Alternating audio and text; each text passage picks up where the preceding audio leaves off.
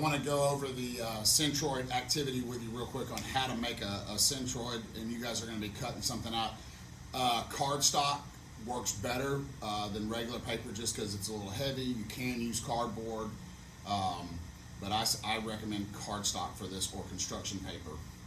The other tip that I have is that when my kids are doing these, they're given the choice of, I think, a T, a Z shape, or I can't remember what the other shape is, but I only let them do things that don't have a line of symmetry. So one of the things, like when they do this Z, is that I make one of the flanges has to be taller than the other flange, and also one of them has to be shorter and longer. That way it makes the math a little bit more challenging for them. They can't just find one of them very easily. Same thing on the T. You can make one side of the top of the T like shorter and narrower or longer, or make this part of the T off center. So the way I do this is I've got this board, and I've just got some quote unquote plumb bobs made here with some string, some fishing line, and a Vex part. And so I want to put it in one of the corners. I'm going to do this 3 times, and I'm going to kind of, in Arkansas we would say, waller that hole out a little bit, and that way it kind of will swing back and forth. I don't want to push my pin all the way in where it's pinned. I want that to be able to swing back and forth freely. The same thing with the gear that I'm using. I want to make sure that it's going, that it slides kind of up and down. Probably have to shift my board just a little bit, kind of freely, to make sure that I'm right there.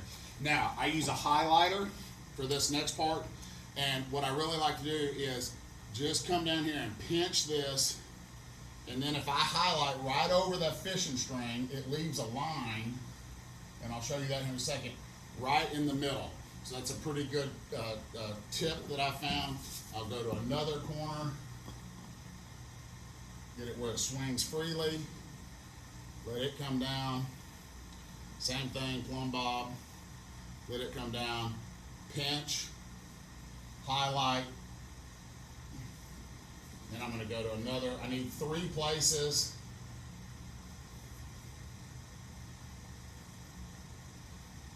And when I get down to this, I should see, if I've done it correctly, that all 3 of these are kind of in the same spot. If they're close, that's okay as well. All right. Then what I want to do is I can poke a hole once I get all the math done, and I can draw where I think the centroid is on this side of the shape, and then I can poke a hole through it and have math on one side and physically found on the other side, and I can compare how close are my marks. So that's the easiest way I found to do that, and you can see on that highlighting how it leaves a little gap there.